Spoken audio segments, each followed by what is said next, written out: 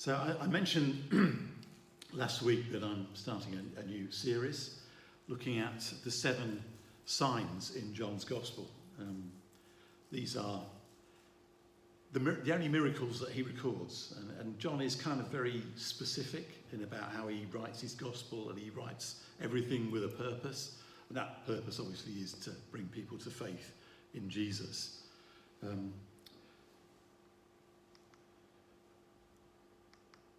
These are the 7 signs, water into wine, which is obviously what we're going to look at today. Second one is the healing of the nobleman's son, the healing of the man at the pool, the feeding of the 5,000, Jesus walking on water, the healing of a man born blind, and the resurrection of Lazarus. So that's where we're going. And it's interesting that John calls them signs rather than miracles, although he wouldn't deny that they, of course, are miracles. But he calls them signs because he relates these stories with a purpose. And with a sign is always pointing to something else or giving you information to enable you to understand something better.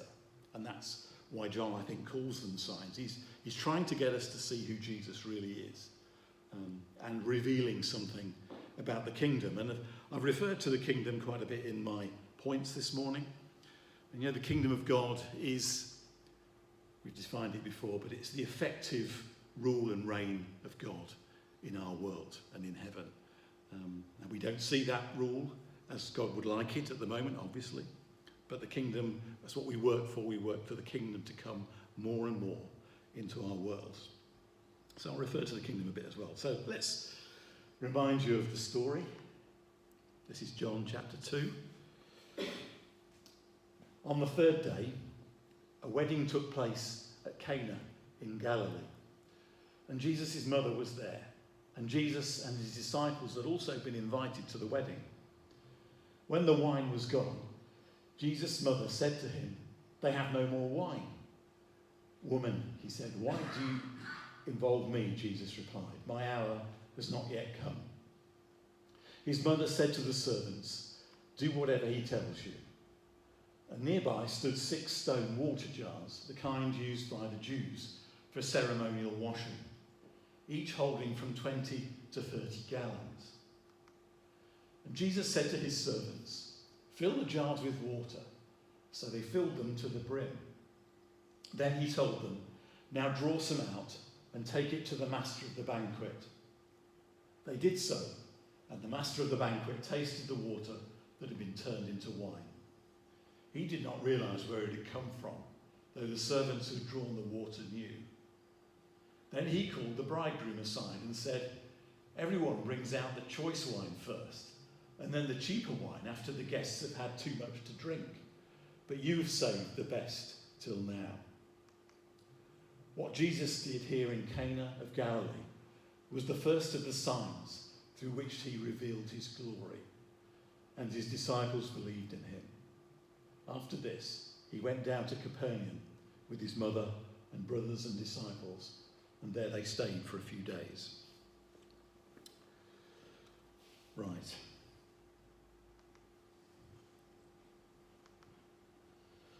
The first thing that this story really reminds me is that of kingdom joy. And I've used the F word even, fun. Yeah, kingdom fun. I think our God is a God of fun. He's not a grumpy God, and that is borne out in this story. I think there are a lot of misconceptions and what I term lies about the character of God. And none more so than this, that God is somehow a bit of a killjoy, doesn't like a party, doesn't like fun, is a bit grumpy really. And probably if you went out and did a quick survey in the streets this morning and said, "What's God like?" assuming that you believed in God, I don't think fun and joy is probably the first thing that they would say. And I think that's sad.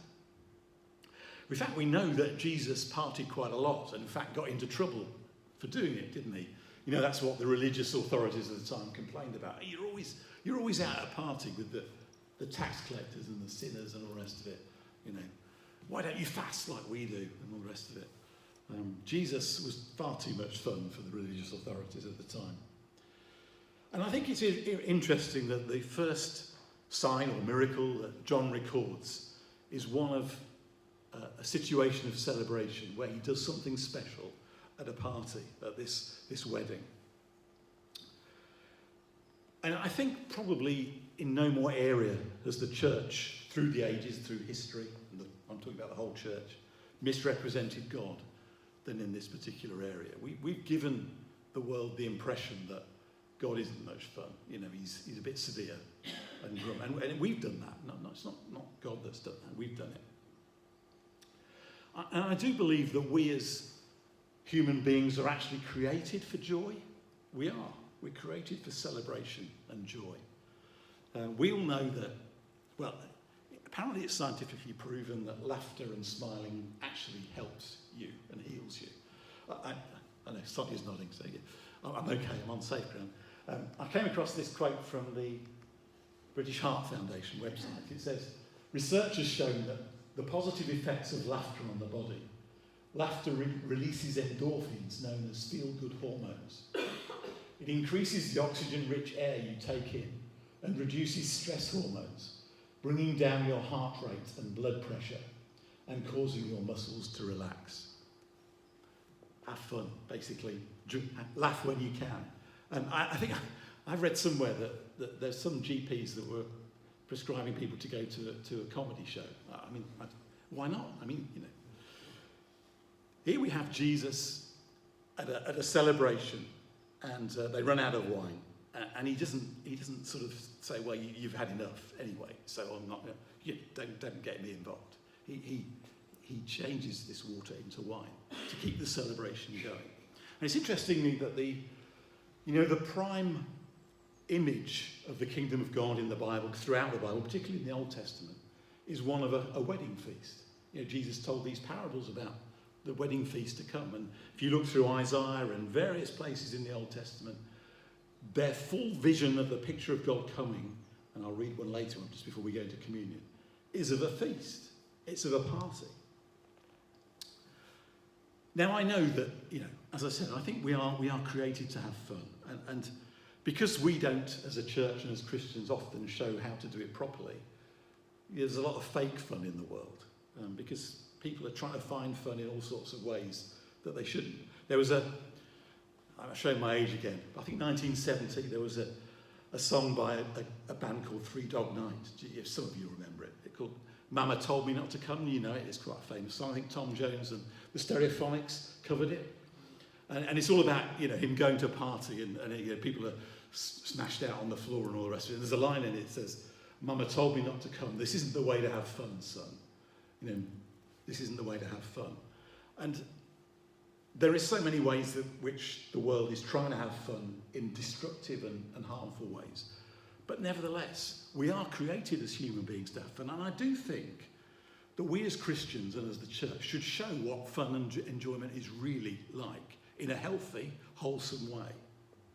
And you may say, well, does this really matter? Does this matter about how we perceive God in this way? I think it does. I really do think it does. I think if we don't think that God is a God who has a sense of humour and is a God of fun, then probably we'll start taking ourselves too seriously, which is never a good thing. Because I don't think God takes himself seriously. Jesus told all these funny stories, and often they are tongue-in-cheek. Very clever stories, these parables, but they often have a sense of a joke or fun in them. And I think it just makes us live in a way that isn't healthy for us. If we think that God isn't a God of fun, then we follow suit, and I think it's not good. And I know it's a note to self. It is a note to self. So that's the first thing that I want to draw out of this story. Kingdom joy. There's nothing like it. The second thing I notice, I want to point out is what I've called kingdom help. Jesus is good in a tight spot, really. That's what I'm saying. Some of you remember the rise and fall of Reginald Perrin. I'm good at quoting all these things from the 70s and 80s. And I think there was his, one of the characters in it was Reggie's brother-in-law, I think. And things used to always be going wrong in the kitchen. And he had this it became a catchphrase. He said, there's a cock-up on the catering front. And on this occasion, there's a cock-up on the catering front at this wedding. You know that in the culture of the time, hospitality was a key thing. It was a shame honour culture, and if you ran out of stuff at a wedding, then this was a serious mistake, a real no-no. So this is a real problem that suddenly, partway through this celebration, and Jewish weddings in those days would often last for several days. Most often commentators think they lasted a week. I mean, it depends, I suppose, on how much money you've got to fund all the celebrations. But anyway, it was going on some time. This is a real social embarrassment for the bride and bridegroom, and probably maybe caused financial difficulty, some commentators think. It's also thought that by some commentators that maybe there's a family connection, which is why Mary gets involved and why she tries to get Jesus to do something about it. Maybe these are relatives, the bride and bridegroom, or one of them. Now, the thing about this problem of running out of wine is that there's no obvious solution. They can't just go down to the nearest wine store and buy some more. In those days, you just couldn't do it. There's no way out, really. I'd love to know what Mary really thought Jesus might do, because he's really right at the start of his ministry. He hasn't done any miracles, but she seems to have some faith that he can do something. And sometimes, we too are brought into situations where we don't have any obvious solution to it. And I think God sometimes engineers that. So those moments when you think, well, I don't know what to do here. There's no human answer to this situation. And that's because often we do in our lives really try and find human solutions. Most of the time, we rely on ourselves. If we're honest, we don't live in a way that's kingdom dependent. But in this situation, they are kingdom dependent. It's dependent on something miraculous happening. And so Mary asks Jesus to do something. Now, I think Mary was onto something there, asking Jesus. It's a good idea, I've found. Usually I only try it when I've got myself into a pickle and I need some help. But it's always good to ask Jesus to do something. So I just want to this story reminds me that the kingdom of God helps us even in a very human, difficult situation where the catering's gone wrong, they've run out of wine for whatever reason, whether there's more guests than they thought, or there's, they just under-provided the wine. But something's gone wrong, and they need a kingdom solution, and Jesus provides it.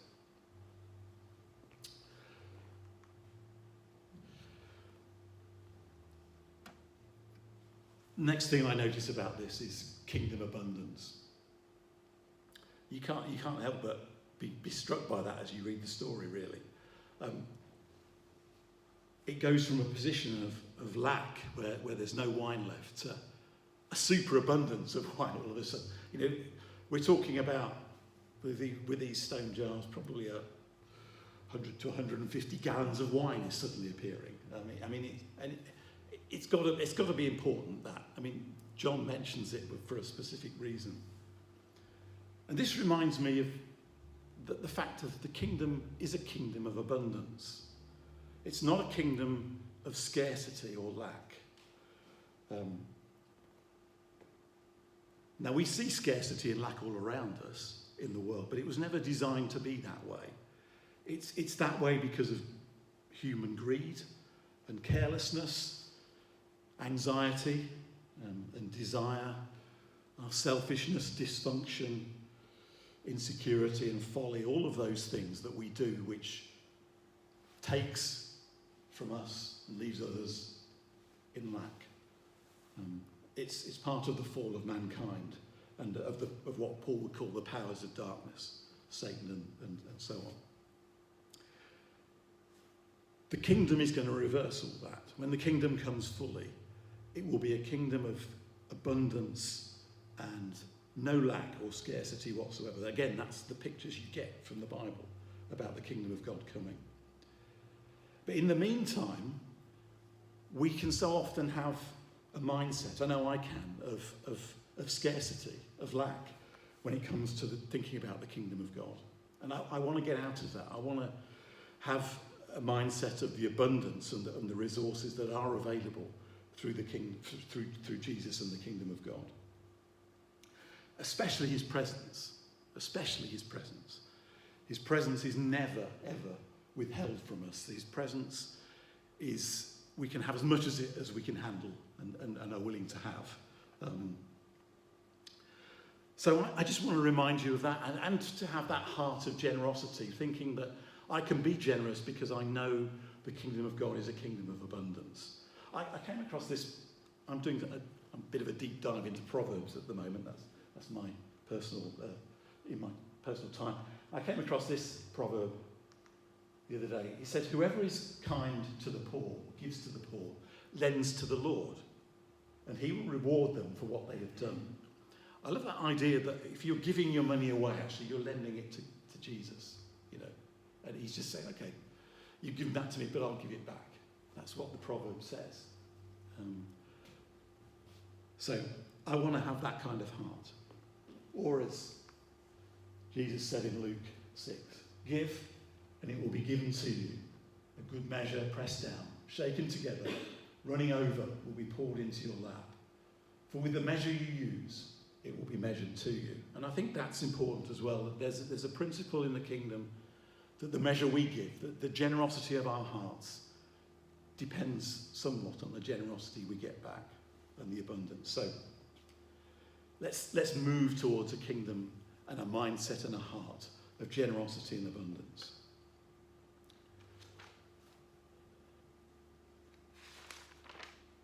More wine than you could possibly ever use in this story. Okay. We're getting there. Then I noticed also kingdom quality. I mean, the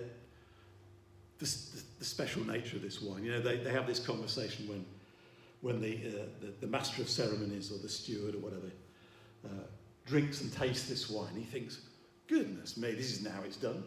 Normally, you know, you give the best wine first until everybody's a bit tipsy and can't, you know, doesn't really care anymore. And yet you've the best. You just brought out the best at the last. The quality of the wine. There's no doubt that John is bringing that to our attention. I must tell you this story. When we were in Kettering, in the Anglican church there, we had some friends who were very wealthy, let's put it that way. He was a millionaire, basically, but a very generous guy in the church. And one Christmas, he owned a couple of restaurants in Northamptonshire, and one of them was an Italian restaurant. And one Christmas time, over the Christmas period, he invited his family and lots of other. He just opened the restaurant for friends and family, basically, and got his team in to cook for us. It was a fantastic meal. But at the end of the meal, he produced these bottles of wine, which he'd laid down for his son a few years back. But his son had decided that he'd rather have the money than the wine bottles. So he says, he just brought these bottles of wine out, and he says, they're probably worth 250 quid each, he said. You know, and I'm thinking, that can't be worth that. Or, you know, or there won't be much difference in this wine than just ordinary wine. But I tell you what, I've never tasted red wine like it. I mean, I wouldn't pay 250 quid for it, but it was absolutely amazing. And you can sometimes sort of sense that the quality was just... And it's just like that Jesus is producing this kind of quality wine right at the end. And I think that tells me something about the quality of life that comes with the kingdom of God. Sometimes we think that the kingdom of God and living a Christian life somehow diminishes us. And yeah, you don't get to please yourself quite in the same way because we're trying to please Jesus. And, you know, we give up some things, but generally speaking, they're probably good things to give up anyway. But the kingdom is always something that is enhanced in quality. It's the best. And there's an advert, I think is it Sainsbury's that do Taste the Difference? Is it Sainsbury's? Yeah, I think it is, yeah. You know, they have this range, Taste the Difference. And that's what they did here. They tasted the difference. And you can taste the difference when the kingdom comes. It is altogether different and better, and how things were always meant to be.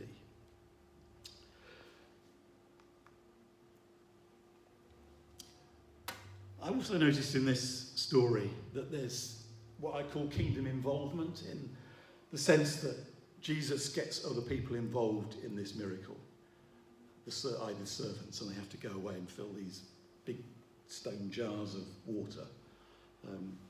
Now it's interesting that as you look at the miracles of Jesus, the vast majority of them, he gets other people involved in some way or other. I mean, if it's somebody he's healing, often they have to do something, and he's just trying to get them to develop faith and understand who he is more and be involved in it. But in this particular case, this miracle wouldn't have happened if he hadn't involved the servants, and if the servants hadn't obeyed what Jesus had asked them to do. I mean, if it was me who was one of those servants, I'd be thinking, why am I just filling these things with water? How's that going to help? You know, what difference is that going to make? But whether they had lots of questions as to why they were doing it or not, they went and did it. And they got involved. And because of that, the water became wine and the miracle happened. It's just a reminder to us that so often when the kingdom of God comes, it is his power. We can never manufacture it. We can't make it happen. But nevertheless, often he does it in partnership with us, just as the servants were in partnership with Jesus on that occasion. So he wants to partner with us to bring the kingdom of God in. It's amazing that he does, but he does. So very often you'll find that he will just nudge you to do something. You might not think it's very sensible sometimes. Sometimes when he asks us to do things, it seems a bit crazy, slightly off the wall. But nevertheless, it's that prompting of the Spirit, and he's saying, I want you to be involved in something of the kingdom here, whether it's just even something simple of encouraging somebody or praying for somebody or whatever. The kingdom comes when we are willing to obey and get involved in what he's doing. So listen for those promptings. That's the key. Now, this is a story of kingdom wine, where water's turned into wine. And as I said, it's always a picture of the kingdom coming. In Joel 3, one of the prophecies of Joel says this: in that day, this is again, he's thinking of the day when the kingdom comes fully, but nevertheless it's coming partially in Jesus here. In that day, the mountains will drip new wine, the hills will flow with milk, all the ravines of Judah will run with water. A fountain will flow from the Lord's house and will water the valley of acacias. Now, I think it's significant that John mentions the fact that Jesus uses these water jars, which were there for ceremonial hand-washing purposes. You'll know, if you know the Old Testament law from Leviticus and so on, that before a meal they were supposed to wash their hands as part of the cleansing process and part of the ritual process of law. And I think it's significant that Jesus uses that and then changes it into something completely different. It's like he's saying that old stuff, as we know, the old king, the old covenant, the old kingdom, that's going. There's something new, there's something better here. There's something fundamentally different. And the old water of cleansing is replaced by the new wine of the kingdom and the Spirit of God. So, lastly, in closing, John calls this a sign. And it is a sign of who Jesus is. It's a sign of his nature. John says we saw his glory. They understood something, that this guy's different. This guy is special. This guy has the hallmarks and the character and the nature of God himself. That's his glory. They understood, or began to understand, that he was the creator, someone who could take something like water and fundamentally change its character and nature to be something different in wine. And that he was the bringer of new creation. This is who Jesus was and is even now. And he's still doing these things. He's still revealing his glory. He's still reminding us that he is Lord over nature and creation. And he's the one that gives us the new wine of the kingdom, his Spirit, without measure and without it, just so generous in what he does. Right.